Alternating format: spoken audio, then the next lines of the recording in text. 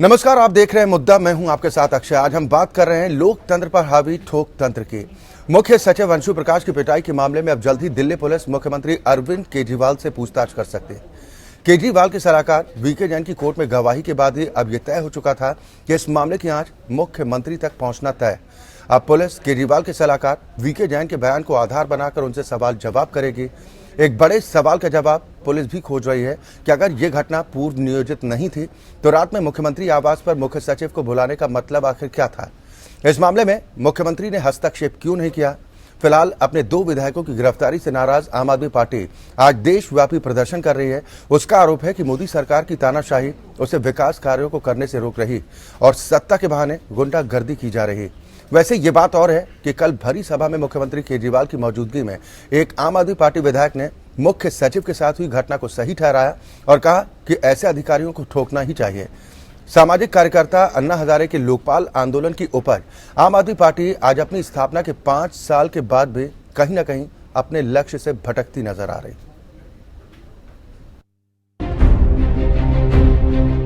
भ्रष्टाचार खत्म करने और स्वराज स्थापित करने के उद्देश्य से शुरू हुई आम आदमी पार्टी आज अराजकता और सड़क छाप हरकतों के लिए जानी जा रही है। मुख्य सचिव अंशु प्रकाश की आप विधायकों द्वारा कथित पिटाई की जांच जारी है। इसे लेकर आपके 2 विधायक न्यायिक हिरासत में हैं। पार्टी इसे अपने खिलाफ साजिश बता रही है, लेकिन दूसरी ओर पार्टी के नेता ऐसे बयान दे रहे हैं जो इस पिटाई को जायज ठहरा रहे हैं। आप विधायक नरेश बालियान ने मुख्य सचिव के साथ हुई घटना को सही ठहराया और कहा कि ऐसे अधिकारियों को ठोकना चाहिए जो जनता के काम में रुकावट डालते हैं। खास बात यह है कि जिस वक्त नरेश बालियान ये बयान दे रहे थे और अधिकारियों को मारने की बात कह रहे थे, उस वक्त दिल्ली के सीएम और आप पार्टी के अध्यक्ष अरविंद केजरीवाल भी मौके पर मौजूद थे। हालांकि मंच पर बोलने से केजरीवाल ने दूरी बनाए रखी। मैं तो कह रहा हूं ऐसे अधिकारियों को मारना चाहिए, ठोकना चाहिए कि नहीं? अगर वो आम आदमी के आखिर किसी फाइल को रोक के बैठा है, आम आदमी के काम को रोक के बैठा है, ऐसे अधिकारियों को यही शुरू होना चाहिए उन लोगों के साथ। दिल्ली में सीलिंग मुद्दे के दौरान भी बीजेपी ने आप विधायकों द्वारा बदसलूकी का मामला उठाया था और अब एक बार फिर केजरीवाल की पार्टी विपक्ष के निशाने पर है। बात सिर्फ एक व्यक्ति को मारने की नहीं है, बात है कि विधायिका कार्यपालिका को पीट रही है। फिर संविधान कहाँ है बाबा साहब अम्बेडकर का? इस दिल्ली में अराजकता को आप नहीं रोक पाएंगे अगर आज इसको रोकने की बड़ी पहल नहीं की गई तो। उधर दिल्ली की आप सरकार और उसके अधिकारियों में तलवारें खींची हुई है। अफसरों ने ऐलान कर रखा है कि अब किसी भी मंत्री या विधायक से वो कोई मुलाकात नहीं करेंगे, केवल लिखित संवाद करेंगे। दिल्ली सरकार के साथ काम करने वाले आईएएस अफसरों की एसोसिएशन ने प्रधानमंत्री कार्यालय में कार्मिक मंत्री जितेंद्र सिंह से मुलाकात की। इस दौरान अधिकारियों ने दिल्ली सरकार के साथ काम करने में आ रही मुश्किलों की जानकारी दी और कहा कि उन पर दबाव डालकर और धमकाकर काम करवाने की कोशिश की जाती है। उन्होंने एश्योर किया है और ये भी कहा कि काम कंटिन्यू रहना चाहिए, पब्लिक को सफर ना हो, और अब आपके जो भावनाएं हैं उसको हम समझ रहे हैं। दिल्ली सरकार में कर्मचारियों पर, अधिकारियों पर दबाव डाला जाता रहा है। किस तरह से अधिकारियों के साथ दुर्व्यवहार की घटनाएं हुई हैं, किस तरह कई अधिकारी जो पहले दिल्ली सरकार में काम करते थे उन्होंने ट्रांसफर ले लेना ठीक समझा।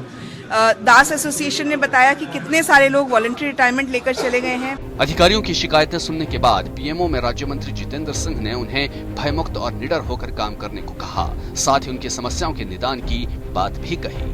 किस प्रकार से एक वातावरण ऐसा बने कि कामकाज मिलजुल करके जनहित में और भारत सरकार की योजनाओं को एक सार्थक ढंग से, कंस्ट्रक्टिव ढंग से आगे ले जाने में हम सब एक दूसरे का सहयोग कर पाएं।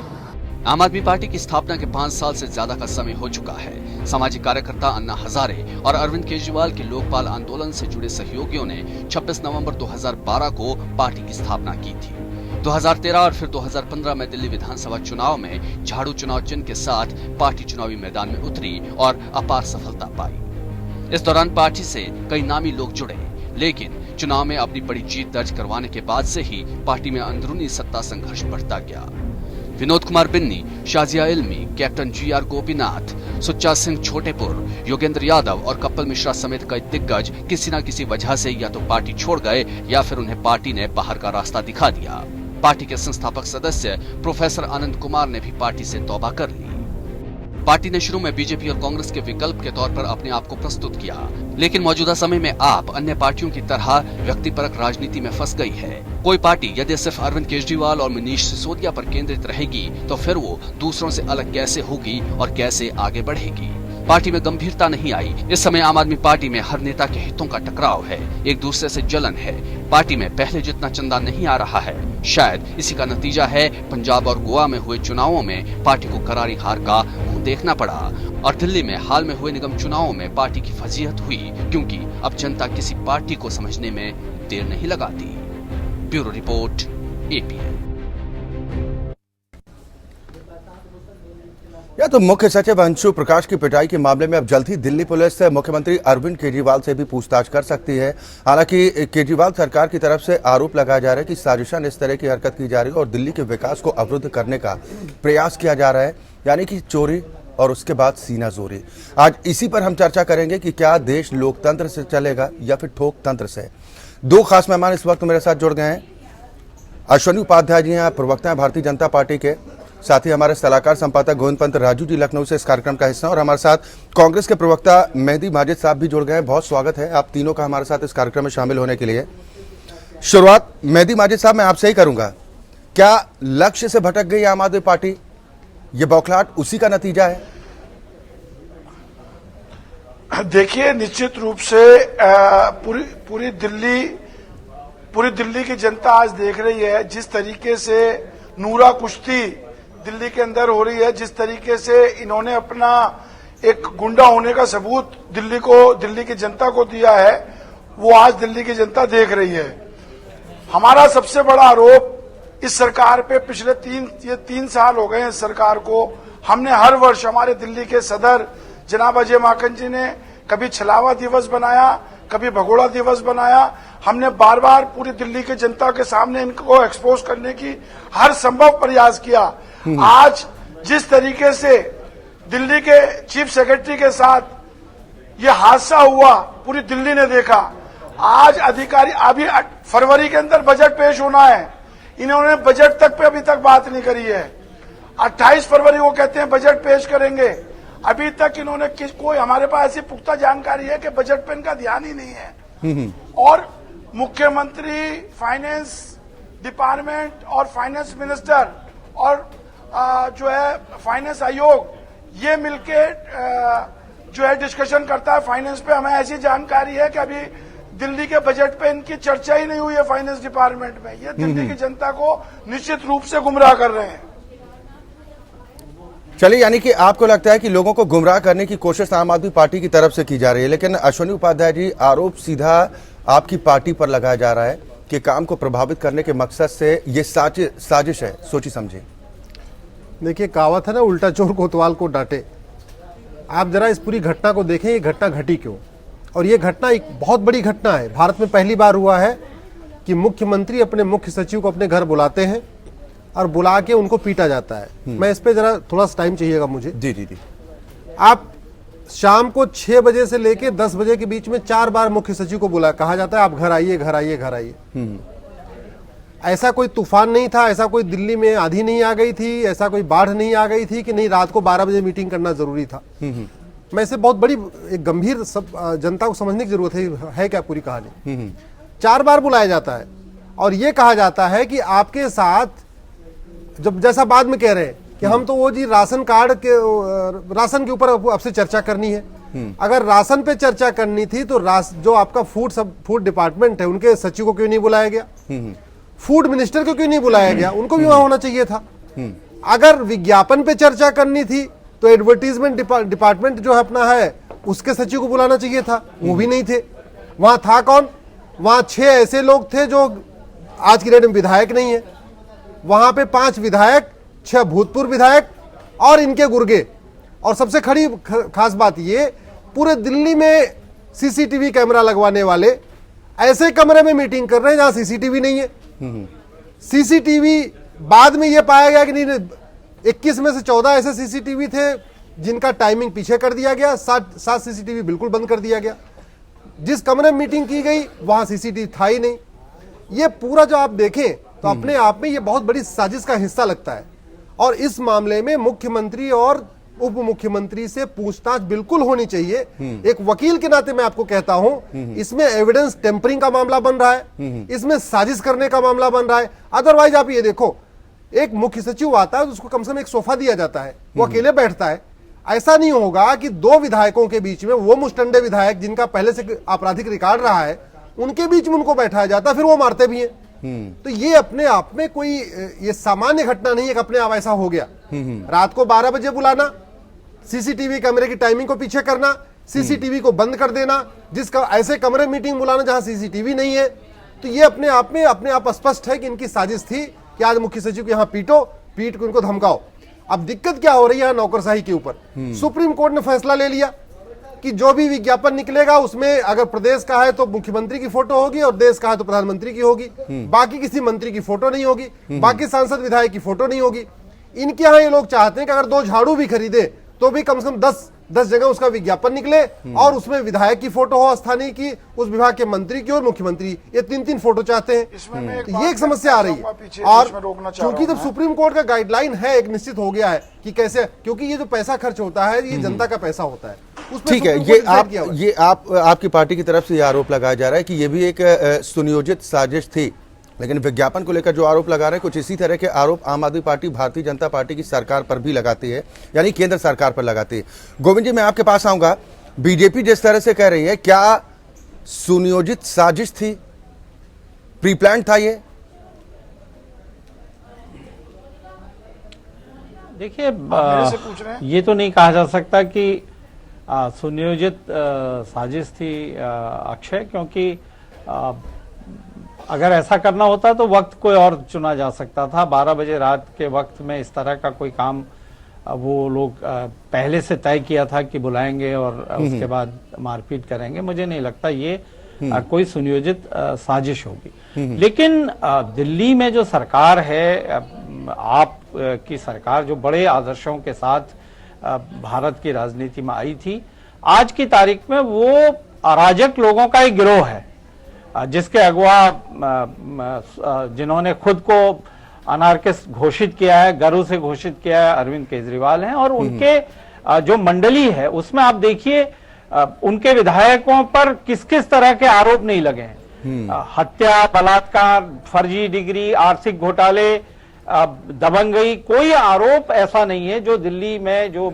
उनके विधायक हैं, उनके जो मंत्री हैं, रहे या हट गए, उन पर इस तरह के आरोप न लगे हों। तो कुल मिलाकर एक गिरोह है, और उस गिरोह में क्योंकि सारे लोग अराजकतावादी हैं, उनको ये भी लगता है क्योंकि ये राजनीतिक पार्टी के सबसे बड़े नेता अरविंद केजरीवाल हैं, उनसे बड़े जितने भी लोग, उनसे बड़े दृष्टिकोण से देश की राजनीति, देश की समस्याओं को समझने वाले जितने भी लोग आपके आंदोलन से जुड़े थे, एक एक करके उनको इन्होंने बाहर निकाल के फेंका है।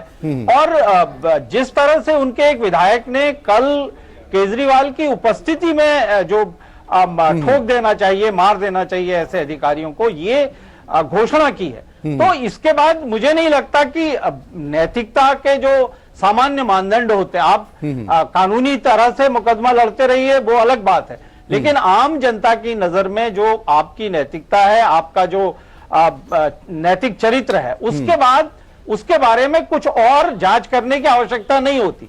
जब आप सार्वजनिक तौर पर जनता के बीच में अधिकारियों को ठोक देने जैसा गुंडों का एक जो व्यवहार है वो व्यवहार करते हैं, इस तरह का बयान देते हैं, तो आपके अगर बुलावे पे कोई अधिकारी आया और उसने आपकी बात ठीक से नहीं सुनी, तो आप उसके साथ मारपीट भी कर सकते हैं, कुछ भी कर सकते हैं। और हमने देखा है जब प्रशांत भूषण और यादव साहब को जब इन्होंने पार्टी से निकाला था, किस तरह से धक्का मुक्की हुई थी, किस तरह से मारपीट हुई थी, किस तरह से उनको अपमानित करके बाहर किया था। तो इसके लिए ये सफाई आपके लोग भले ही कैसे देते रहे, ये सुनियोजित साजिश तो नहीं है, लेकिन ये इनका जो चरित्र है उसका एक उदाहरण है। और इनसे इस तरह की जो इनकी हरकत है, इसके बारे में ये सोचना कि ये कोई इनसे भूल हो गई, ये भूल नहीं हुई, ये इनका स्वाभाविक चरित्र है। और ये लोकतंत्र की बात करते करते इतने एकतंत्रवादी हो गए हैं कि इनको लगता है कि अरविंद केजरीवाल आखिरी आवाज है, वो जो कहते हैं वो सही है, उसके अलावा बाकी सब लोग झूठे हैं, सब लोग गलत हैं। और अब कभी ये एलजी को कहते हैं कि वो केंद्र के एजेंट हैं, बीजेपी के एजेंट हैं, वो लोकतंत्र के विरोधी हैं, कभी ये अपने अधिकारियों को कहते हैं, कभी ये दिल्ली की पूरी ब्यूरोक्रेसी को कहते हैं, और जो दूसरे राजनीतिक दल दिल्ली में इनके खिलाफ हैं, कांग्रेस और बीजेपी, उनके लिए तो ये हमेशा इस तरह की बात करते हैं। विधानसभा के अंदर मारपीट की घटनाएं हुई, वो सब लोगों ने देखा। तो आपका जो चरित्र है, आपकी जो कार्यशैली है, और जिस तरह की अराजकतावादी वो पार्टी है, वो ऐसा कहीं भी कर सकती है, भले ही ये सुनियोजित तरीके से न किया गया हो, लेकिन ऐसा जो इस तरह के बयान दे सकते हैं, जो इस तरह की बात कर सकते हैं, तो उनसे ये कहना कि इन्होंने इनसे कोई गलती हो गई या इन्होंने ऐसा नहीं किया, मुझे नहीं लगता कि नहीं। तो ये जो देशव्यापी प्रदर्शन आम आदमी पार्टी की तरफ से जिला मुख्यालयों में किया जा रहा है और ये कहा जा रहा है कि आम आदमी पार्टी के खिलाफ एक साजिश की जा रही है, मेहंदी माजिद साहब, क्या अपनी करतूतों को ढकने का प्रयास है आम आदमी पार्टी की तरफ से? देखिए, मैं फिर पहले भी मैंने आपको कहा था और मैं फिर दोबारा आपको कह रहा हूं, आम आदमी पार्टी दिल्ली में 3 साल पहले आई थी, लगभग इसे 3 साल 1 महीना या 1.5 महीना हो गया। आप अगर इनका चरित्र उठा के दिखाएंगे, अभी मेरे से पूर्व जो आपको बता रहे थे, मैं उनकी बात पे बिल्कुल निश्चित रूप से मोहर लगाता हूं। अगर आप इनको देखेंगे, इनका इतिहास उठा के देखेंगे, इनके मंत्री कितनी दफा बर्खास्त हुए, उसके बावजूद केजरीवाल साहब ऐसी सिंपैथी लेते हैं दिल्ली में, ऐसी हमदर्दी और ऐसी शक्ल बना के दिल्ली की जनता के बीच में जाते हैं कि जैसे उनके साथ पता नहीं कितना बड़ा जुल्म हो गया। 15 साल दिल्ली में कांग्रेस ने शासन किया और जितना हम लोगों ने डेवलपमेंट किया, हमारे मुख्यमंत्री, पूर्व मुख्यमंत्री श्रीमती शीला दीक्षित जी के नेतृत्व में जितना 15 साल हमने काम किया, वो पूरी दिल्ली की जनता ने देखा। ठीक है, दिल्ली की जनता को हम सलाम करते हैं, नमस्ते करते हैं, उन्होंने हमें मौका नहीं दिया। आम आदमी पार्टी दिल्ली की जनता को बेवकूफ बनाने में कामयाब रही और वो सत्ता में माजिद साहब, यहाँ पर मैं आपको रोकूंगा। आप कह रहे हैं कि दिल्ली की जनता को आम आदमी पार्टी बेवकूफ बनाती रही और ये सिलसिला बदस्तूर जारी है, तो इसमें आप विपक्षी पार्टियों की नाकामी नहीं देखते? आप लोग नाकामी नहीं देखते कि आम आदमी पार्टी सरकार की जो भी करतूतें हैं उसको आम जनता के बीच तक ले जाएं? मेरी बात कंप्लीट नहीं हुई, मैं फिर बार बार आपसे कह रहा हूं, जनता भगवान और खुदा का रूप होती है। जनता का हम स्वागत करते हैं, इस्तकबाल करते हैं जनता का। देखिए, पिछले 3 साल से अगर आप हमारे की दिल्ली कांग्रेस में अजय माकन जी की रहनुमाई में अगर आप देखेंगे तो 3 साल से लगातार हम टेक्निकली सबूत के साथ एजुकेशन डिपार्टमेंट में, ट्रांसपोर्ट डिपार्टमेंट में, मोहल्ला क्लिनिक डिपार्टमेंट में, एजुकेशन डिपार्टमेंट में, फाइनेंस डिपार्टमेंट में इनकी पोल खोल रहे हैं। हमने पोल खोल अभियान चलाया, हमने प्रदर्शन किए, हम प्रेस कॉन्फ्रेंस कर रहे हैं। कल भी अरविंदर सिंह लवली जो पूर्व मंत्री थे, उन्होंने एजुकेशन डिपार्टमेंट में इनकी नाकामियां खोली। Doctor A K. वालिया जो हेल्थ मिनिस्टर थे, उन्होंने प्रेस कॉन्फ्रेंस करके इनकी हेल्थ डिपार्टमेंट में पोल खोली। हारून यूसुफ जी जो ट्रांसपोर्ट मिनिस्टर, मारे साहब, मेरा सवाल, प्रेस कॉन्फ्रेंस के जरिए सिर्फ पोल खोल, आप सड़कों पर उतर सकते हैं, आम जनता के बीच में जा सकते हैं, क्योंकि जिस तरह से अब आम आदमी पार्टी अपना बचाव करने के लिए सड़कों पर उतर रही है, ये विपक्षी पार्टियों की भी तो जिम्मेदारी बनती है ना कि अगर कोई सरकार ट्रैक से भटक रही है तो उसकी नाकामियों को लोगों तक पहुंचाया जाए। प्रवक्ता की मैं बड़ी जिम्मेदारी से प्रवक्ता दिल्ली मैं बड़ी जिम्मेदारी से प्रवक्ता जी, बात पूरी कर लीजिए। हेलो जी, मैं बड़ी जिम्मेदारी से आपके चैनल में ये बात कह रहा हूं कि पिछले 3 साल से हमने सड़कों पे भी उतरे, डोर टू डोर भी गए। हमारे जो दिल्ली के सदर हैं अजय माकन जी, वो हर चीज को बिना सबूत के किसी पे आरोप नहीं लगाते और कांग्रेस की सभ्यता रही है। हमने सबूत के साथ इनको आरोप लगाए। हम दिल्ली की जनता के बीच में गए, हमने ब्लॉक वाइज हमने प्रदर्शन किए हैं और वो प्रदर्शन हमारे आगे भी रहेंगे, प्रेस कॉन्फ्रेंस भी होगी और हम जनता के बीच में भी जाएंगे। अश्वनी उपाध्याय जी, देखिए, पहली बात तो जो आपने सवाल किया कि आपको मैं 2-3 साल पुरानी घटना बताऊं जी। हमारे सनातन पद्धति में बहुत बड़े बड़े ऋषि मुनि हुए, शंकराचार्य हुए, सब कुछ हुए। बीच में लेकिन 1-2 बाबा आए। एक बाबा ऐसा आया था जो गोलगप्पे खिलाता था कहता था गोलगप्पे खाओ ये ठीक हो जाएगा, ये खाओ ये ठीक हो जाएगा, चटनी खाओ तो इसे ठीक हो जाएगा, समोसा खाओ ये ठीक हो जाएगा, और उसकी दुकान भी 2 साल चली। तो ये हमारी जनता बड़ी सरल है, बड़ी सरल स्वभाव की है। खासतौर पे दिल्ली के भी लोग, बड़े पूरे देश से लोग यहाँ आए हुए हैं, सब नौकरी करने हैं, तो हम ये मान के चलते हैं जैसे वो खुद है वैसे ही सामने वाला भी होगा। तो वो एक झांसे में आना स्वाभाविक सी बात है, और इसलिए मैं जनता का दोष नहीं मानता हूं। ये तो शातिर आदमी है जिसने एक जैसे वो झुंझुना पकड़ा दिया, बिजली का बिल आधा माफ, पानी का बिल माफ, ये माफ वो माफ, सारे कमांडो लगा देंगे, सीसीटीवी कैमरा लगा देंगे जी। 70 जो है वादे कर दिए। तो जनता ने सोचा ठीक है यार, ये आदमी ईमानदार आदमी लग रहा है, पहली बार आया है, शायद ये पूरा कर देगा। आज की डेट में जनता यहाँ की फ्रस्ट्रेट है, और मैं आपको बड़े जिम्मेदारी के साथ कहता हूं भारतीय जनता पार्टी के प्रवक्ता के नाते, आज अगर चुनाव हो जाए तो एकदम जनता बिल्कुल बदला लेने के लिए तैयार है, उस अपनी गलती को बिल्कुल ठीक करने के लिए तैयार है।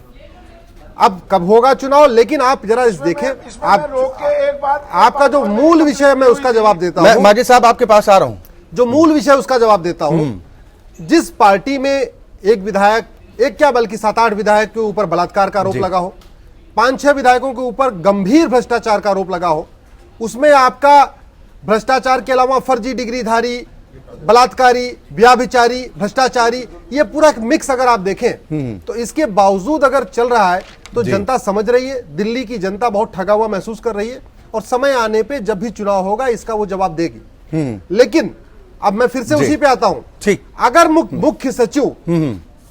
मुख्य सचिव लिखित में शिकायत दे रहे हैं तो निश्चित रूप से पूछताछ होनी चाहिए, सभी अधिकारियों से पूछताछ होनी चाहिए। ठीक है, मैं दोबारा आपके पास आऊंगा। इस वक्त हमारे साथ फोन लाइन पर आम आदमी पार्टी के विधायक राजेश गुप्ता जी जुड़ गए हैं। राजेश गुप्ता जी, बहुत स्वागत है आपका। क्या लक्ष्य से आम आदमी पार्टी भटक गई? ये बौखलाहट का नतीजा है कि मारपीट तक पर आमादा हो जा रहे हैं जो आरोप लगाए जा रहे हैं? लक्ष्य से आम आदमी पार्टी भटकी नहीं हुई है। आम आदमी पार्टी वही सब कुछ कर रही है जो वादे हमने करे थे। अभी मेरे भाई अश्विनी जी ने बताया कि बाबा आया था, 2 साल उसकी चल गई दुकान। बाबा का ये बोल रहे 2 साल नहीं 4 साल से उसकी दुकान चल रही है, दुकान बंद होने वाली है। बाबा का नाम भी बता दे प्रधानमंत्री जी का। अश्विनी जी ने ठीक कहा, एक बाबा आया दुनिया को भटका रहा है जो। और दूसरी बात ये रही कि जो कांग्रेस प्रवक्ता कह रहे हैं कि जब 3 सालों से कर रही है, 3 सालों से कर रही है। अभी एमसीडी में देख लिया आपने क्या हुआ 3 सालों से अगर कर रही है तो। मेरा ये क्या कहना है, मेरा 3/4 बहुमत मिला हमें। नहीं, मुझे इस बात का जवाब दीजिए, मुख्यमंत्री अरविंद केजरीवाल की खामोशी का मतलब क्या है? नहीं, अरविंद जी ने कोई खामोशी नहीं करी है। जब उनके यहाँ पर पुलिस, दिल्ली की पुलिस पहुंची, अरे उनकी हिम्मत नहीं पड़ रही बाहर कहने की, उन्होंने कुछ नहीं किया। अश्विनी जी आप बीच बीच में बोल के दिखाना क्या चाहते हैं? आप कुछ भी बोलते हो, कह रहे हो 8 बलात्कार किए, 8। गुप्ता जी, आप अपनी बात पूरी कीजिए ना सर, इधर उधर मत भटकिए। जवाब इस बात का दीजिए कि देश लोकतंत्र से चलेगा या फिर ठोकतंत्र से चलेगा? राजेश गुप्ता जी, नहीं बोलोगे आप हमें बोल, आपका टाइम था, आप बोले, हम बीच में तो नहीं बोलते ना। राजेश गुप्ता जी, आप मेरे सवाल का जवाब दीजिए कि देश लोकतंत्र से चलेगा या ठोकतंत्र से? देश लोकतंत्र से चलेगा, देश लोकतंत्र से चल रहा है, लेकिन देश के अंदर भारत में कैसी सरकार बनी हुई है जो लोकतंत्र से चलने नहीं दे रही दिल्ली की सरकार को। लोकतांत्रिक क्रम में दिल्ली की पुलिस को मिसयूज करते हुए दुनिया भर के आरोप लगाते हैं।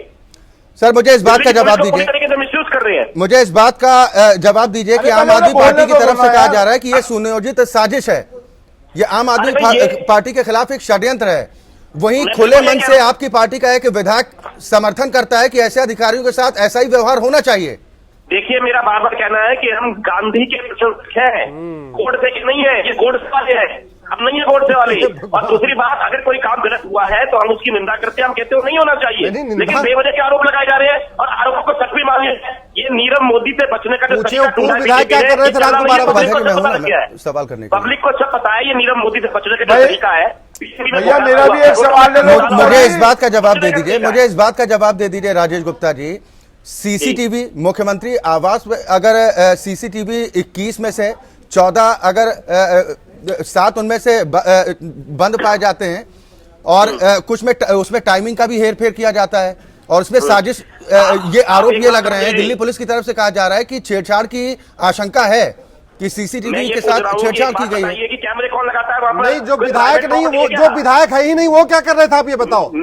ये जो लोग डिस्क्वालीफाई हो गए वो क्या कर रहे थे जो विधायक है ही नहीं? डिस्क्वालीफाई होने के चुनाव तो लड़ा अश्विनी जी, काउंसिल की टिकट तो ले लो पहले। अरे भैया, चले राजेश गुप्ता जी, मेहंदी माजिद साहब आपसे कुछ सवाल करना चाह रहे थे। माजिद साहब कुछ पूछना चाह रहे थे। अरे भैया मुझे भी बोलने दो यार थोड़ा सा। गुप्ता जी, अरे गुप्ता, मेरा ये कह रहा है साहब, गुप्ता जी, राजेश गुप्ता जी दूसरों को भी सुन लीजिए। राजेश गुप्ता जी, ये तरीका तो ठीक नहीं ना सर। राजेश गुप्ता जी, सवालों का जवाब दीजिए ना। सवालों का जवाब दीजिए।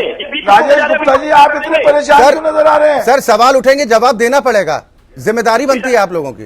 अरे राजेश गुप्ता, माजिद साहब, राजेश गुप्ता जी, राजेश गुप्ता, अरे राजेश गुप्ता जी, एक सवाल। राजेश गुप्ता जी, राजेश गुप्ता जी, मुझे इस बात का जवाब दीजिए कि मुख्यमंत्री की खामोशी अरे यार, क्या कुछ कहती है? मैं यहाँ पे छोड़ के चले जाऊँ क्या? चुप क्यों नहीं करा रहे हैं आप? इनको चुप कराइए, मैं जवाब दे रहा हूँ। अब आपके हर सवाल का जवाब दिया जाएगा, लेकिन इनको तो चुप कराइए। सर आप जवाब दीजिए ना, आप इधर उधर की बातों में क्यों पड़ रहे हैं? आप जवाब दीजिए मेरे सवाल का। मेरा अरे राजेश गुप्ता जी, माजिद साहब, मैं आ रहा हूँ आपके पास। मुख्यमंत्री ने खुलेआम कहा कि आप हमारी जांच कर रहे हैं, बहुत अच्छी बात है, लेकिन साथ में जज लोहिया की डेथ के लिए उनकी मृत्यु के ऊपर भी जांच कर लीजिए। सर ये मुद्दे से भटका रहे हैं। राजेश गुप्ता जी, मेरा ये सवाल है, मुख्यमंत्री के सलाहकार ये कहते हैं कि वहां पर मारपीट हुई है, वो तो सरकारी गवाह बन गए। अरे भाई, किसी को मुख्यमंत्री के सलाहकार ने पहले ये काम में वहां पे थाई में टॉयलेट किया हुआ था, आप डरा के धमका के किसी के गर्दन के ऊपर पैर रख के आप जो मर्जी करवा लो, आप गर्दन पे पैर रख के किसी को जो मर्जी करवा लो। हिंदी पिक्चर चला रखी है इन्होंने। ठीक है राजेश गुप्ता जी, डरा के धमका के राजेश गुप्ता जी, कांग्रेस पार्टी के प्रवक्ता मेहदी माजिद साहब, वो आपसे सवाल करना चाह रहे हैं। माजिद साहब, अब आप अपना सवाल कर सकते हैं। राजेश भाई, सबसे पहले तो आपको मैं बहुत सुकून से, बहुत तहजीब अंदाज से आपसे पूछना चाहता हूं कि आपने अभी थोड़ी देर पहले कहा कि आपको काम नहीं करने दिया जा रहा। 15 साल हमारी दिल्ली के अंदर सरकार रही, अटल बिहारी वाजपेयी जी देश के प्रधानमंत्री थे और भारतीय जनता पार्टी की केंद्र में सरकार थी। क्या हमने काम नहीं किया? कभी हमने शिकायत करी कि हमें काम नहीं करने दिया जा रहा? अभी जवाब दे देता हूं, अब मेरा जवाब गुप्ता जी मेरी बात कंप्लीट नहीं हुई। गुप्ता जी, बड़े भाई आप सुन लो, मैं बड़े तहजीब से बोल रहा हूं, मैं यहाँ झगड़ा करने नहीं आया। दिल्ली की जनता देख रही है, आप भी बोलो, मैं भी बोलूं। देखिए ऐसा है, 3 साल के अंदर हमेशा आपकी शिकायत ये रही कि कभी एलजी ने फाइल रोक ली, कभी होम मिनिस्टर के आप प्रदर्शन करते हैं, कभी प्राइम मिनिस्टर को बोलते हैं। मैं ये कह रहा हूं आप मुझे बताइए, आप दिल्ली की जनता को जवाब दीजिए। अभी आपका फाइनेंस जो आपको बजट पेश करना है उसकी क्या तैयारी है? चलिए आप सारी बातें छोड़िए, जो ये घटना हुई चीफ सेक्रेटरी वाली, वो तो आपने जवाब दे दिया। आपकी बजट पे दिल्ली। ठीक है माजिद साहब, अब जवाब सुन लीजिए। राजेश गुप्ता जी, मैं आ रहा हूँ। मैं भी भाई, जब आपकी सरकार थी 15 साल, जो आपने कहा 10 साल तो मनमोहन सिंह जी की और नीचे आपकी सरकार थी, की सरकारें थी, और जो 5 साल आपने अटल बिहारी वाजपेयी जी का नाम लिया। अटल बिहारी वाजपेयी और नरेंद्र मोदी में जमीन आसमान का अंतर है, ये आप भी जानते हो, मैं भी जानता हूँ। अटल बिहारी वाजपेयी जी मिलकर बात करके सरकार चलाने वाले लोगों में से थे, नरेंद्र मोदी जी डिक्टेटर है, ये आप जानते हो, मुझे इसके अंदर कुछ बताने की जरूरत नहीं है। सबसे पहली बात तो ये है, बहुत बड़ा फर्क है। आपको लगता है कि नरेंद्र मोदी जी और अटल बिहारी वाजपेयी जी एक तरीके से सरकार चलाते थे? आप बता दीजिए, आप भी जानते हैं, और आप, मेरा आपसे रिक्वेस्ट है। राजेश गुप्ता जी, अब मुद्दे से भटक रहे हैं, मेरे सवाल का जवाब ये दीजिए। राजेश गुप्ता जी, क्या करा? राजेश गुप्ता जी, ये जो स्थिति बनी है, ये क्या दिल्ली के विकास में अवरोधक नहीं है? देखिए, ये जो स्थिति बन रही है, अव्वल तो बेवजह बनाई जा रही है, और दूसरी बात, अक्षय जी एक बात को समझिए, हमारी लड़ाई ये नहीं है कि कमीशन बढ़ा दो। मेरा गुप्ता जी दूसरा सवाल, रोकना चाहूंगा, मेरा दूसरा सवाल है गुप्ता जी। राशन मिले। देखिए गुप्ता जी, मैं बिल्कुल, देखिए गुप्ता जी, दूसरा सवाल, मेरा 2 सवाल, जवाब ले लेने दीजिए, फिर मैं आपके पास आऊंगा, फिर आप सवाल कर लीजिए। 2 सवाल थे। हमारी लड़ाई ये है, मेरे बीजेपी के पर मिले, दिल्ली के लोगों को पानी मिले, SC/ST की जो राजेश भाई वो चले जाए। हमारा सीधा साधा काम है कि दिल्ली की जनता खुश रहे। मेरा दूसरा सवाल का आपने जवाब नहीं दिया। हमको चुना है, हम उन कामों को कर पाए। अगर कोई भी उसमें बाधा पहुंचाता है तो उससे सवाल तो पूछेंगे। अरे भाई, सर मारपीट करेंगे? अगर मारपीट नहीं करेंगे, आप आरोप लगा रहे हैं, या तो आप आरोप सिद्ध हो जाए तब ऐसी बात बोलना। अब ऐसे मैं भी कुछ भी बोल दूं कि इस कमरे में कौन था क्या नहीं था, लेकिन मेरा एक सीधी सी बात है, हमने कहा आप जांच करना चाह रहे हो, आप जांच कर लो, लेकिन जो काम है काम तो करोगे। जो जनता के काम है उन कामों को करने के लिए हम भी वचनबद्ध हैं। सर काम करने के इसी तरीके पर तो सवाल उठ रहे हैं। हम बात कर रहे हैं दिल्ली के थप्पड़ कांड की, जिसकी गूंज पूरे देश भर में सुनाई दे रही है और विरोध प्रदर्शन का सिलसिला भी जारी है। सभी खास मेहमान हमारे साथ बने हुए हैं। अश्विनी उपाध्याय जी, ब्रेक पर जाने से पहले आप कुछ कहना चाहते थे, अपनी बात पूरी कीजिए। देखिए, पहली बात तो मैं आपको बताऊं कि मैं पूरी अगर कहानी बताऊंगा तो सर मुझे लगता है विषय डाइवर्ट हो जाएगा। मैं केवल आपने जिसपे ठोक तंत्र की बात करता हूं आपको। अगर मुख्यमंत्री जी की कोई भूमिका नहीं है तो मुख्यमंत्री जी को सामने आना चाहिए था और कहना चाहिए था कुछ नहीं हुआ, और अगर हुआ है तो भी मुख्यमंत्री जी को आना चाहिए था और कहना चाहिए था कि कुछ नालायकों ने हमारे मुख्य सचिव को पीटा है, इस पुलिस इसकी जांच करे, उनको कड़ी से कड़ी सजा दे। वो केवल अपने विधायकों के मुख्यमंत्री नहीं है, वो केवल पार्टी के मुख्यमंत्री नहीं, वो दिल्ली के मुख्यमंत्री हैं, वो उस सचिव के भी मुख्यमंत्री हैं, हमारे भी मुख्यमंत्री हैं और पूरी दिल्ली की जनता के मुख्यमंत्री। उनको एक तरीके से जो उनकी संवैधानिक जिम्मेदारी, उस तरीके से उनको रोल निभाना चाहिए था। वो तो एक पार्टी और 4 विधायकों के मंत्री बन गए। मुझे लगता है ये बहुत दुखद है। अब मैं आता हूं दूसरी बात पे। आप ये बताओ, अरे भैया इतनी बड़ी घटना हो गई और आप कहते हो कुछ हुआ ही नहीं। भारतीय जनता पार्टी गई थी वहां पे आपका कैमरे का टाइमर पीछे करने, आपका सीसीटीवी करने बंद करने बीजेपी गई थी। मुख्य सचिव को रात को 12 बजे बीजेपी ने बुलवाया था। क्या तमाशा कर रखा है आप लोगों ने? आप काम धाम करना नहीं चाहते हो, आप इस तरीके से कॉन्फ्लिक्ट क्रिएट करते हो और बाद में कहते हो हमको कोऑपरेशन नहीं हो रहा है। सरकार कोऑपरेशन से चलती है, सरकार कोऑपरेशन चलती, कॉन्फ्लिक्ट से नहीं चलती है। ठीक है उपाध्याय जी, आपका एक सवाल आपकी पार्टी पर भी, मैं आ रहा हूं, एक मिनट सुनिए। आपकी पार्टी पर भी कुछ सवाल खड़े होते हैं सर। मुझे आपने मौका दिया, एक मिनट सुन लीजिए इनका। एक मिनट सुन लीजिए भैया, राजेश जी, राजेश भैया प्लीज, उसके बाद आप जवाब बोलो सर। एक इनका मंत्री हवाला कारोबारी सत्येंद्र जैन आज तक इनके मंत्रिमंडल में है, उसकी संपत्तियां जब्त हो चुकी हैं, ईडी ने उसका बेनामी संपत्ति पकड़ ली है। ये ईमानदारी का जो चोला पहन के आए थे, आज तक उसको नहीं निकाल पाए। क्यों? अगर उसको निकाले और पुलिस के पास पकड़ में आया, वो सरकारी गवाह बन जाएगा, क्योंकि उसकी बेनामी प्रॉपर्टी में उसकी बेनामी प्रॉपर्टी में केजरीवाल का भी हाथ है। ये मुद्दे से भटक रहे हैं। उसकी बेनामी अधिकारी के साथ, एक मुख्य सचिव स्तर के अधिकारी के साथ इस तरह का घटनाक्रम होता है जो आरोप लग रहे हैं, और आम आदमी पार्टी कह रही है कि बीजेपी के इशारे पर ये सब कुछ हो रहा है, सोची समझी साजिश है। नहीं, मैं हाई कोर्ट की सिटिंग आप क्या बीजेपी के लिए मुद्दा है ये? मैं, मेरे लिए मुद्दा है न्याय मिलना चाहिए सर। न्याय महोबा की उस महिला वीडियो को नहीं मिलना चाहिए जिसका आरोप लगता है बीजेपी नेता पर कि वो हमारे बेडरूम तक में दाखिल होने का, उस पर बीजेपी क्या करती है? उसको भी मिलना चाहिए। मैंने कहा ना, जो गलत करे, नैतिकता की बात दूसरे से अपेक्षा रखते हैं। मैं बहुत जिम्मेदारी से, अच्छे बहुत जिम्मेदारी से कह रहा हूं, अगर जिसने भी गलत किया हो, हमारा विधायक हो, चाहे इनका मुख्यमंत्री हो, चाहे इनका डिप्टी सीएम हो, अगर गलत किया, अगर साजिश करके एक मुख्य सचिव को बुला के पीटा गया है, तो उसके जांच होनी चाहिए। और अगर इनको पुलिस पे भरोसा नहीं है, ये जुडिशियल इंक्वायरी क्यों नहीं मांग कर लेते? ये जाए ना, ये हाई कोर्ट, इनके पास इतनी शक्ति है, मुख्यमंत्री सीधे हाई कोर्ट के चीफ जस्टिस को लिखे। ठीक है राजेश गुप्ता जी, जो परिस्थिति बनी हुई है, अधिकारी इस बात को लेकर इनकार कर रहे हैं कि वो इस तरह की किसी मीटिंग में नहीं जाएंगे। आपको नहीं लग रहा कि आने वाले वक्त में दिल्ली की तस्वीर क्या होगी? इनसे पूछिए, जुडिशियल इंक्वायरी चाहते हैं, नहीं चाहते? ठीक है, आप इनको अश्विनी जी को चुप कराओ यार, ये ठीक नहीं है। आप एंकर हैं, आप संभालिए इनको। राजेश गुप्ता जी, आप सवाल का जवाब दीजिए ना सर। आप तो इनको चुप कराइए। देखो, आपको अगर डिबेट सही तरीके से चलानी, उन्होंने सवाल रखा, मैं चुप रहा, अब आप जवाब ले लीजिए। पहली बात, मुझे अभी तक ये समझ में नहीं आ रहा है कि 40 मिनट रिकॉर्डिंग पीछे हो गई, किसने कर दी? अरे भैया, वो मुख्यमंत्री का मंत्री का आवास है, उसके ऊपर जो कैमरे लगाते हैं वो पीडब्ल्यूडी लगाती है, उसकी मॉनिटरिंग दिल्ली पुलिस करती है। कोई मुख्यमंत्री थोड़ी इसमें आगे पीछे कुछ करते हैं। क्या तमाशा कर रखा है? पीडब्ल्यूडी विभाग किसके पास है? पीडब्ल्यूडी सेंट्रल गवर्नमेंट ने बात पूरी कर लेंगे, मैं आ रहा हूँ आपके पास। अरे आप जवाब तो करेंगे तो मैं आपको जवाब बोल पाएंगे। नहीं गुप्ता जी, आप अपना जवाब दीजिए। झूठा जवाब देकर गुमराह कर रहे हैं। इन्हीं के पास है। इस तरह से ना आपकी बात समझ में आएगी, ना उनकी बात समझ में आएगी। इनको कहा गया कि गुंडागर्दी करो, बोलने मत दो किसी को। हम इनको बड़े भाई क्या कह रहे हैं कि आप बोल रहे, हमें जवाब तो देने दोगे कि नहीं? राजेश गुप्ता जी, चीखने चिल्लाने से बात नहीं बनने वाली सर। आप ये बीच में क्यों बोल रहे हैं? राजेश गुप्ता जी, दिल्ली की जनता आपसे जवाब ये चाह रही है कि आखिर देर रात मुख्यमंत्री निवास पर मुख्य सचिव को बुलाने के पीछे मकसद क्या था? अच्छा जी, मेरी बात सुनिए। 3 लोग मुझसे सवाल करेंगे तो जवाब करने का ठीक बता दो किस विभाग पे? प्लीज विज्ञापन के लिए मीटिंग बुलाई थी या प्लीज मैं हूं के लिए सवाल करने के लिए मैं हूं। राजेश गुप्ता जी, राजेश गुप्ता जी, आवाज पहुंच पा रही है आप तक? इस तक आवाज पहुंच रही है, लेकिन आप सर मुझे आवाज पहुंचा नहीं दे। तो सर सीधा जवाब दीजिए ना। मैं कह रहा हूँ तरीके से। अरे भैया, राजेश जी, आवाज पहुंच पा रही है आप तक? 40 मिनट पीछे होते हैं, जैसा कि आप कह रहे हैं। उससे क्या हो गया, उससे क्या फर्क पड़ता है, मुझे समझ में नहीं आ रहा। 40 मिनट पहले अगर वो आते सचिव साहब या बाद में आते, उससे क्या फर्क पड़ गया, ये नहीं समझ में बात कर रहे। चलिए, ये समझ में नहीं आ रहा। गोविंद जी, आप किस नजरिए से इस सफाई को देख रहे हैं? आप ये बताओ, विज्ञापन के लिए राशन कार्ड के लिए? ठीक है, आप उनसे 3-3 बार बुलवाएंगे, कांग्रेस के भी मुझसे सवाल पूछेंगे, आप भी पूछेंगे, अश्विनी जी भी पूछेंगे, जनता सब देख रही है। आप कर क्या रहे हैं? अरे आपका काम सर जवाब आपको ही देना है सर, सवाल आपकी पार्टी अरे पर, आपकी राजेश सरकार भाई, पर है, जनता तो जवाब से देनी जुड़े आपकी रहिए। बनती है, हर कोई आपसे सवाल करेगा।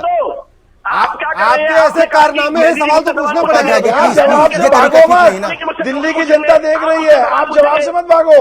राजेश गुप्ता जी आप सीधे जवाब पर आपने आइए। उसका ही जवाब नहीं दिया। बोलने तो दोगे? अगर आप बोलने नहीं देंगे किसी को और इस तरीके से करेंगे कि तीनों लोग मुझसे सवाल पूछेंगे, भाई तो ये अक्षय क्या जी, सवाल है? राजेश आप गुप्ता ज्यादा जी मिनट तो दोगे। 2 से 3 मिनट का वक्त हो गया, आप मुद्दे पर जवाब देने के बजाय इधर उधर भागने की कोशिश कर रहे हैं, ये तरीका ठीक नहीं है। ये आम आदमी पार्टी की बौखलाहट को दर्शाता है। गोविंद जी क्या ये भी बचाव का तरीका है? अच्छा जी, आपसे एंकरिंग हो रही है, मैं एक लीड के ऊपर कह रहा हूँ, आप उनको चुप कराने की बजाय मुझे आधा मिनट नहीं दे सर रहे हैं। पूरा और मौका continuously उनसे पिछले सवाल कर रहे 3 हैं। मिनट से पूरा मौका आपको दिया जा रहा है कि आप अपना पक्ष रखिए, आप जवाब देने के बजाय इधर उधर भाग रहे हैं। जब मैं बोलता हूँ अश्विनी जी को बोलने देते हैं। सर अगले 30 सेकंड आपके हैं, अगले 30 सेकंड राजेश गुप्ता जी आपके हैं, कोई आपको बीच में इंटरप्ट नहीं करेगा। अब अपनी बात पूरी कीजिए। आप मेरी बात सुनिए।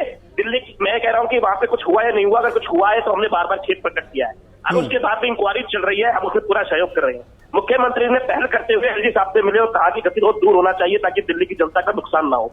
इसके अलावा हमने एक बात और कही कि हमने पूरी वीडियो फुटेज दी है कि सचिवालय में हमारे मंत्री और उनके साथियों के साथ में मारपीट हुई, बाकायदा वीडियो फुटेज दी। उसके बावजूद भी दिल्ली पुलिस ने उसमें क्या किया आप भी जानते हैं, मैं भी कुछ नहीं करा, कुछ भी करने को राजी नहीं है।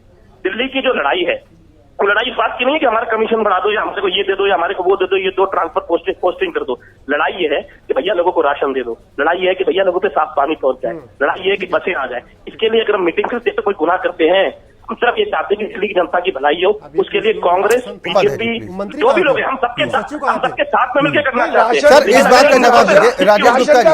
राजेश गुप्ता जी आप कह रहे हैं कि राशन को लेकर जिस तरह से दिक्कत हो रही है, राशन गरीबों तक ठीक ढंग से पहुंचे, इसको लेकर मुख्य सचिव को बुलाया गया था, तो उस विभाग के मंत्री वहां पर मौजूद थे क्या? उस विभाग के सचिव वहां पर मौजूद थे क्या? 3 लोग नहीं है बोलने की। सिर्फ पहले मैं अक्षय जी रिक्वेस्ट करूंगा, आप सिर्फ राजेश जी की इस बात का जवाब मुझे देने दीजिएगा। काफी देर से बीजेपी के प्रवक्ता बोल रहे हैं, मैं इन्होंने भी एक शब्द ये बोला, रात के 12 बजे पूरी दिल्ली की जनता देख रही है। मेरा सवाल है कि रात के 12 बजे कौन से इनको राशन की याद आ गई? और इनका वीके जैन जो इनका एडवाइजर थे वो वहां पे कह रहे हैं, कोर्ट में जाके कह रहे हैं कि मैंने देखा कि चश्मा नीचे पड़ा हुआ था। इसका मतलब पूरी जनता ने देखा जवाब ले लीजिए। कि चीफ सेक्रेटरी को बुला के मारा गया। ठीक, जवाब ले लेते हैं भैया, जवाब ले लो। 2 जवाब है बड़े सिंपल से। पहली बात, दिन में बात करने की कोशिश हुई थी कि चीफ सेक्रेटरी साहब टाइम दे दे, लेकिन वो शायद दिल्ली थे, उन्होंने रात को 9, साढ़े 9 या 10 बजे का टाइम दिया था, लेकिन वो मीटिंग थोड़ी लेट हुई। मीटिंग लेट हो जाती है, आपको मालूम है बात में। अरे झूठ मत बोलो राजेश यादव, पूरी दिल्ली देख रही बात नंबर 2। है। अरे झूठ के पुलिंदे हो आप यार, पूरे दिल्ली को कब तक बेवकूफ बनाओगे आप लोग? सर गोविंद जी मैं आपके पास आऊंगा, आप विधायक हो के ये क्या झूठ बोल रहे हो। परिस्थिति दिल्ली के लोगों के लिए है? ये क्या परिस्थिति हर है? बात मुख्य पे सचिव झूठ के साथ बोलते हो मारपीट के आप। आरोप लगते विधायक हो आप। हैं, अधिकारी अब सरकार के मंत्रियों के साथ मीटिंग करने को तैयार नहीं है, क्या होगा दिल्ली का? दिल्ली का बेड़ा गर्क होगा, दिल्ली का जनता को इन्होंने ठीक है माजिद साहब मैं आपके पास आऊंगा, ये गोविंद जी से मेरा सवाल था। देख रही है। ठीक है गोविंद जी। बेड़ा गर्क कांग्रेस बीजेपी का होगा, दिल्ली का बेड़ा गर्क नहीं होना। दिल्ली तरक्की कर रही है। ठीक है राजेश गुप्ता जी आपने अपनी बात पूरी कर ली। दिल्ली गोविंद की जी जनता के ख्याल नहीं है सिवाय दिल्ली की जनता को बेवकूफ बनाने के। दिल्ली तरक्की करेगी। अरे राजेश जी ये बताइए बजट की क्या तैयारी है? माजिद तो साहब ये बताओ। प्लीज प्लीज आप तो प्लीज, विधायक जब मैं हो आपके ना? पास आऊंगा ना तब आप अपनी बात रखिएगा। गोविंद जी मेरा सवाल आपसे था, दिल्ली की आम जनता क्या करे? वो तो पिस रही है बीच में। नहीं देखिए, दिल्ली की जनता अपने को ठगा महसूस कर रही है और दिल्ली की जनता वाकई में उसको ये लग रहा है कि जो कम से कम पूर्ववर्ती सरकारें थी जैसी भी थी इससे बेहतर थी। और जो बात अगर राशन नहीं मिलने की बात है, मुझे नहीं लगता कि वो सवाल, अगर इतना बड़ा सवाल था तो इसके पहले ही राजनीतिक तौर पर मुख्यमंत्री को प्रेस कॉन्फ्रेंस करके केंद्र सरकार अगर रुकावट डाल रही या कोई और व्यवस्था रुकावट डाल रही तो उसके बारे में बताना चाहिए था कि गरीबों को हम अनाज देना चाहते हैं और हमको। मुख्यमंत्री तो कृपया करके मेरी सवाल। राजेश गुप्ता जी सर ये बहस का तरीका ठीक नहीं है, सवाल ले लेना, ये तरीका ठीक नहीं है सर, दूसरों को भी सुन लीजिए। देखिए मैंने अक्षय पहले ही कहा कि आपके जब मुख्यमंत्री जो हैं वो खुद कह चुके हैं कि मैं अराजकतावादी हूं, तो हम आपके किसी विधायक या आपके किसी जिम्मेदार नेता से ये उम्मीद नहीं कर सकते कि वो किसी लोकतांत्रिक बहस को भी लोकतांत्रिक तरीके से होने देगा। ये तो आपकी योग्यता पर भी सवाल उठा रहे हैं, आपकी एंकरिंग पर भी सवाल उठा रहे हैं और ये किसी पर भी सवाल उठा सकते हैं, क्योंकि इस देश में सबसे ज्यादा सही अगर कोई है तो आपके लोग हैं। और आपने अभी एक बात कही कि राजेश गुप्ता जी आपको लगता है कि ये सही तरीका है? मैं ये कह रहा हूँ, मेरी बात सुनिए सर, ये कोई तरीका नहीं है कि दो आदमी आपने दूसरी पार्टी के बुलाए, आप भी मुझसे सवाल पूछेंगे और गोविंद पंत राजू जी जो कर रहे हैं वो भी सारी जनता देख रही है। आप खुलेआम एक आदमी को बुलाते हैं वहां तक। राजेश गुप्ता जी किस दुनिया में जी रहे हैं सर? आपकी सरकार पर सवाल खड़े हो रहे हैं, आपसे सवाल पर जवाब मांगा जाएगा तो आप इधर उधर घुमाने की कोशिश करेंगे, आप मुद्दे पर नहीं आएंगे। आपके पास कोई जवाब नहीं है क्या राजेश गुप्ता जी? आपके पास कोई जवाब नहीं है क्या? आप मुद्दे को डाइवर्ट करने की कोशिश कर रहे हैं। आपसे सवाल कोई दूसरा किया जाता है, जवाब कहीं दूसरी तरफ भाग जाते हैं। आप जवाब लेना नहीं चाहते, आप पूरी तरीके से देखिए अभी अक्षय इन्होंने कहा कि वीडियो रिकॉर्डिंग में अगर टाइम आगे था या टाइम पीछे था तो इससे क्या फर्क पड़ जाता? फर्क राजेश जी अब मैं आपके पास आऊंगा। पहले दिन जब इन्होंने मुख्य सचिव के बयान का उनके आरोप की निंदा की थी तो यही कहा था कि उन्होंने आरोप लगाया है कि 12 बजे बाद घटना हुई है और वीडियो रिकॉर्डिंग के हिसाब से वो 11-15 पे ही जाते हुए दिखाई दिए। तो आप ये नहीं कह सकते कि उस वीडियो की रिकॉर्डिंग के टाइमिंग का कोई महत्व नहीं है। आपने उसको अपने बचाव का हथियार बनाया था। जब आप एक्सपोज हो गए कि आपने उसमें हेराफेरी की थी तो आपने एक नया बयान देना शुरू किया। आपके मुख्यमंत्री ने बहुत कल बड़ी बात की थी ट्विटर पे, उन्होंने कहा था मेरे घर पे छापा पड़ा है, अच्छी बात है, लेकिन माजी साहब मैं आपके पास आ रहा हूं, आपके पास ही आ रहा हूं। घर पे कब छापा पड़ेगा? आपके मुख्यमंत्री बहुत ज्ञानी है, उनको ये इस बात का ज्ञान होना चाहिए कि मामला सुप्रीम कोर्ट के पास है और अगर सुप्रीम कोर्ट कहेगा तो निश्चित तौर पर पूछताछ भी होगी और छापा भी पड़ेगा। लेकिन आप अपनी ठीक है, मेहंदी माजिद साहब कुछ कहना चाह रहे हैं। गोविंद जी मैं आपके पास आऊंगा। मेहंदी माजिद साहब इस पूरे मामले में आगे क्या होना चाहिए? क्या कांग्रेस पार्टी इस बात की मांग करती है कि जुडिशियल जांच होनी चाहिए? मैं सिर्फ 1 मिनट के लिए ही आपकी से रिक्वेस्ट कर रहा हूं। मैं बड़े तहजीब अंदाज में कह रहा हूं, ये हमारे विधायक साहब इतने भड़क रहे हैं, इतना तेज बोल रहे हैं, इनको ट्रेनिंग दी जाती है, इस बात को मैं अच्छी तरीके से जानता हूं। तेज बोलना, मीडिया पे भड़कना, जनता पे भड़कना, वो उनकी आदत है, अधिकारियों से मारना, ये इनकी फितरत है, मैं जानता हूं। लेकिन मैं बहुत तहजीब और अंदाज में इनसे पूछना चाहता हूँ यादव साहब, चाहोगे मैं चुप हो जाऊं? आपको क्या ट्रेनिंग मिली? सर अब ये राजनीतिक दलों को क्या ट्रेनिंग मिलती है? आम जनता को इससे वास्ता नहीं होता, लेकिन आप लोगों से उम्मीदें बहुत होती हैं, आप लोगों से उम्मीदें बहुत होती हैं। अरे मैं विधायक जी सर राजेश गुप्ता जी सवाल कर रहा हूँ। विधायक जी सुन लीजिए, फिर मैं आपके पास ही आ रहा हूँ। बहुत बड़े नेता बन रहे हो ना, मैं आपसे एक सवाल कर रहा हूँ। आप ये बताइए, दिल्ली में अब बजट आने वाला, आपकी क्या तैयारी, आपने क्या तैयारी करी, बस मुझे ये बता दो। आप सवाल अक्षय जी को कर दीजिए, आप मुझसे सवाल करने के लिए नहीं बैठे हैं यहाँ पर, आप अपनी पार्टी का पक्ष रखिए।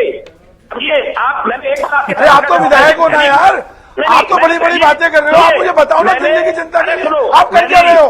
अरे सुनो, मैंने तहजीब के तहत आपको बड़ा भाई मानते हुए एक बार जवाब दे दिया, ठीक है? विधायक को छोड़ दो, एक बड़ा भाई मानते हुए मेरा जवाब दे दिया। राजेश गुप्ता जी मेरे सवाल का तो जवाब देंगे ना?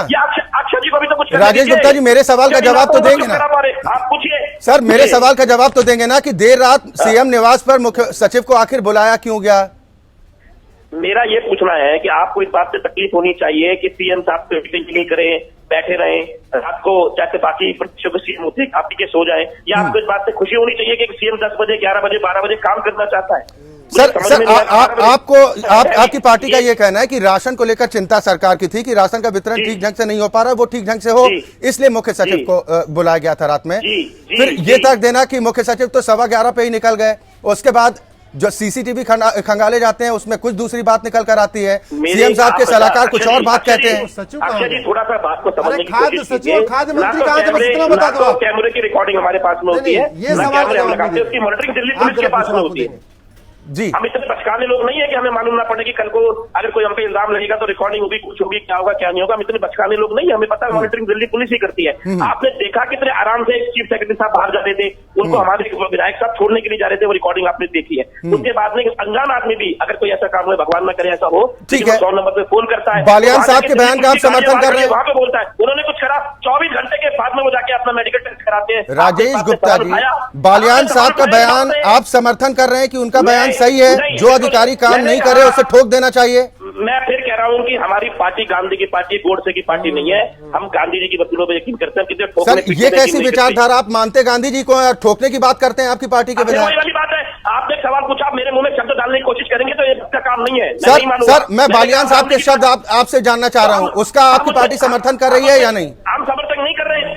आप कांग्रेस बीच में सवाल क्यों नहीं पूछ रहे थे? जो जुमले पार्टी उनसे पूछ लीजिए। सर, आपकी पार्टी के विधायक, आपकी पार्टी के विधायक है ना? अरे यार, मैं ये कह रहा हूँ, हमने मना कर दिया। हम कह रहे हैं कि हम उसका समर्थन नहीं करते। ये सांसद इतना कुछ कह देते हैं, तब अच्छा सुनो भैया, तब आप मोदी जी से पूछते हैं। अश्वनी उपाध्याय, ठीक है। राजेश गुप्ता जी, आप सवालों से इधर उधर भाग रहे हैं। अश्वनी उपाध्याय जी, देखिए जो आरोप, सुनिए, आप जिस तरीके से एंकरिंग कर रहे हैं ना, आप इन्होंने का, मैं आपसे सवाल नहीं उठा रहा, लेकिन आप खुद अपनी वीडियो को देखिएगा। राजेश गुप्ता जी, पूरे देश की जनता देख रही है और आपकी बौखलाहट भी नजर आ रही है। आपसे जिन मुद्दों पर सवाल किया जा रहा है उससे आप भाग रहे हैं।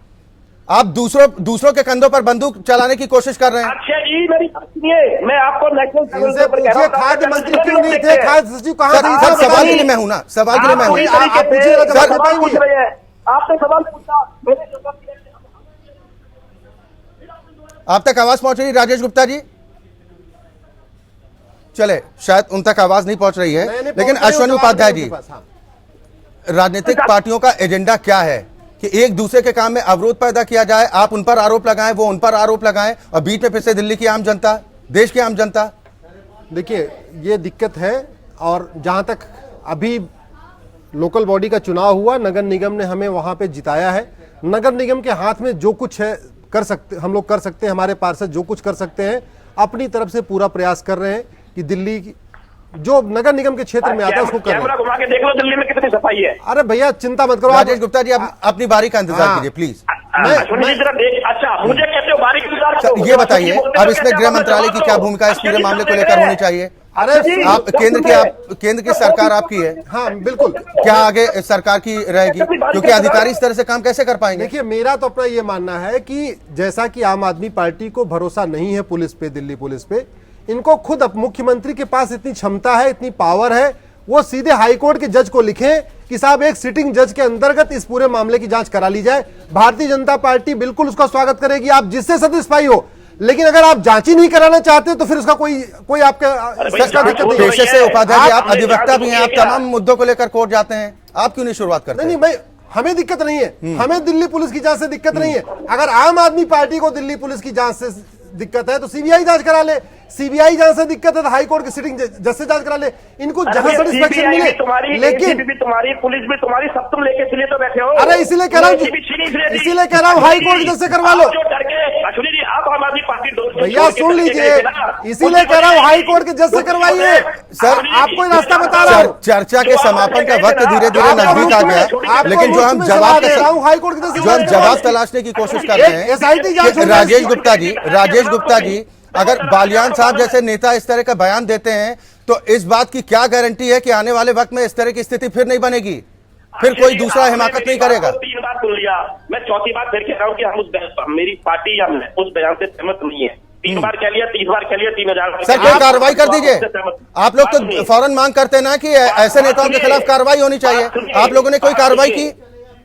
मैं ये कह रहा हूँ, आप अभी एक जवाब नहीं दे रहे हो कि राशन कार्ड की मीटिंग में खाद्य मंत्री क्यों नहीं थे, खाद्य सचिव क्यों नहीं थे, वो कहाँ गए हुए थे किसका राशन कार्ड बनाने?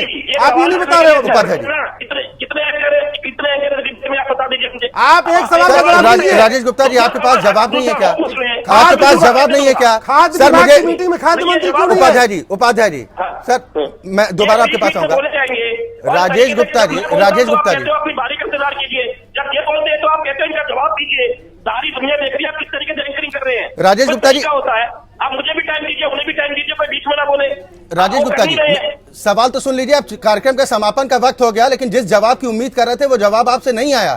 सर सुन लीजिए पहले, जिस जगह पर बालियान साहब ने बयान दिया वहां पर मुख्यमंत्री अरविंद केजरीवाल भी मौजूद थे। उनकी खामोशी अगर रहती है तो उनका समर्थन क्यों ना माना जाए?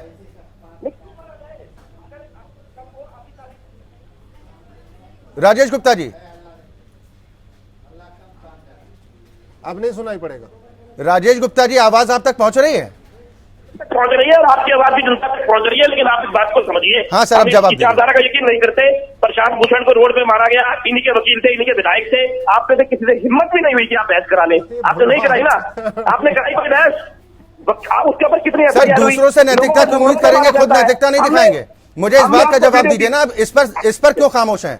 मुख्यमंत्री अरविंद केजरीवाल की मौजूदगी में एक विधायक कहता है कि ऐसे अधिकारियों को ठोकना चाहिए। उनकी खामोशी क्या कहती है? क्या ये मूक समर्थन नहीं है? नहीं, इनका ठोकुआ गिरोह हो गया है। ये तो इन्होंने ठोकुआ गिरोह बना लिया, इसलिए सबको ठोकेंगे ये। चले, शायद इनके पास कोई जवाब नहीं है, आवाज नहीं पहुंच पा रही है या फिर इस पर जवाब नहीं देना चाह रहे हैं कुछ। गोविंद जी, क्या उम्मीद की जाए इन परिस्थितियों में आने वाले वक्त में, और जिस तरह से सफाई पेश करने की कोशिश की जा रही है, इसे चोरी और फिर सीनाजोरी क्यों न समझा जाए? क्या आप प्रदर्शन भी कर रहे हैं? अक्षय जी, आप इसी तरीके से बात करते रहिए, ये सारी दुनिया देख रही है। राजेश गुप्ता जी, जब आपसे जवाब मांग रहा हूं तब आप खामोश हो जाते हैं। दिल्ली की जनता ये भी देख रही है, देश की जनता देख रही है। चले सर, आपके पास कोई जवाब नहीं है।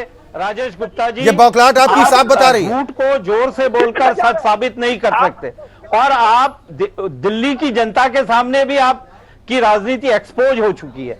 जो घटना दिल्ली में हुई है वो भारत के लोकतंत्र को चलाने वाली व्यवस्था पर बहुत बड़ा हमला है, और आईएएस अधिकारियों का संगठन यूं ही इतना बड़ा फैसला नहीं लेता। मैं उत्तर प्रदेश का उदाहरण दूं, दुर्गा शक्ति नागपाल का मामला था। समाजवादी पार्टी के एक नेता ने उनको खुलेआम धमकी दी थी कि मैं तुम्हें तुम्हारी औकात बता दूंगा। उस मामले पे उनके पक्ष में उत्तर प्रदेश आईएएस एसोसिएशन आई, लेकिन इस हद तक नहीं आई कि वो काम बंद कर दे, विरोध कर दे, मीडिया में आकर पब्लिकली। राजेश गुप्ता जी, अब आपकी आवाज को सुन नहीं पा रहा। चिट्ठी के बाद आप बेकार में अपनी एनर्जी वेस्ट कर रहे हैं, प्लीज रहने दीजिए। ब्यूरोक्रेसी की नहीं निकली, और दिल्ली की ब्यूरोक्रेसी अगर इस हद तक आवाज उठा रही है तो निश्चित तौर पर जो घटना हुई है वो इतनी बड़ी घटना है कि उसका। राजेश गुप्ता जी, ये भाषण का मंच नहीं है। हमने आपको पूरा अवसर दिया कि आप भी अपनी पार्टी की तरफ से पूरा पक्ष रखें, लेकिन आप सवालों से बचते हुए नजर आए हैं। आपसे जो सवाल किया गया उसका जवाब देने से आप बचते नजर आए हैं। निश्चित तौर पर आपके नाम पर गुंडे राज करने की कोशिश कर रहे हैं, तो दिल्ली की जनता उसको समझेगी। जिस तरह से आप यहाँ पर व्यवहार कर रहे हैं वो किसी राजनेता का व्यवहार नहीं है। आप किस तरह से आपसे जो सवाल पूछे जा रहे हैं उस पर आप जवाब नहीं दे रहे, और आप अपनी जोर से आवाज देकर कुतर्कों के जरिए यहाँ पर सबको चुप कराने की कोशिश कर रहे हैं। सर, ये दुर्भाग्य है, ये दुर्भाग्य है देश की जनता का, जो ऐसे राजनीतिक दलों को चुनती है, जिनसे उम्मीदें करके चुनती है और उम्मीदों पर कितना खरा उतरते हैं। राजेश जी, 30 सेकंड का वक्त अभी भी दे रहा हूं, आपके पास मौका है। मुख्यमंत्री की मौजूदगी में एक विधायक धमकाने की कोशिश करता है कि ऐसे अधिकारियों को ठोका जाएगा और ठोकना चाहिए। मुख्यमंत्री वहां पर मौजूद थे, उनकी खामोशी क्या कहती है? क्या मूक समर्थन नहीं है मुख्यमंत्री का? आपका सवाल खत्म हो गया, वही पे आगे का मत पूछो, मैं जवाब दे रहा हूं, मैं जवाब दे रहा हूं। हेलो सर, जवाब तो दे दीजिए। जवाब मैं दे रहा हूं, लेकिन मुंह में शब्द न डाले जाए। आप क्या समझ रहे हैं क्या नहीं समझ रहे, आपकी व्यक्तिगत राय हो सकती है। जनता के दिमाग को न्यूज बनाने की कोशिश ना करें। आप न्यूज दिखाने सर, जवाब पर आएंगे। न्यूज बनाने की कोशिश, जवाब करने आ रहा हूं। और एक बात सुनिए, आपके सलाहकार संपादक महोदय उनसे पूछ लीजिए आम आदमी पार्टी की एक तारीख बता दो, मैं गारंटी देता हूं नहीं बता पाएंगे, क्योंकि वो भी। सर, यहाँ पर हम आम आदमी party, Bharatiya Janata party, Congress party की उपलब्धियां गिनाने के लिए नहीं बैठे ना। यहाँ पर हम आम जनता के सवालों को उठाने के लिए बैठे हैं, उस पर आप जवाब नहीं दे पा रहे हैं। आपके पास जवाब नहीं है। बहुत शुक्रिया राजेश गुप्ता जी। पिछले आधे घंटे से आप सवालों का जवाब नहीं दे रहे हैं, इधर उधर घुमाकर एक बार फिर गुमराह करने की कोशिश कर रहे हैं, और जनता जनार्दन है, सब समझती है। बहुत शुक्रिया आप सभी मेहमानों का हमारे साथ इस कार्यक्रम में शामिल होने के लिए। तो सवाल इस बात को लेकर उठ रहे हैं कि देश लोकतंत्र से चलेगा या फिर ठोक तंत्र से। एक विधायक की तरफ से खुलेआम मंच से धमकी दी जाती है कि ऐसे अधिकारियों के साथ ऐसा ही होना चाहिए, और उस पर मुख्यमंत्री की मौजूदगी वहां पर रहती है, लेकिन उनकी तरफ से कोई रिएक्शन नहीं दिया जाता, और इतना बड़ा घटनाक्रम हो जाता है, लेकिन उसके बावजूद मुख्यमंत्री खामोश रहते हैं। ये खामोशी बहुत कुछ कहती है। इसी के साथ मुद्दा में आज के लिए बस इतना ही। एपीएन न्यूज में खबरों का सिलसिला लगातार जारी।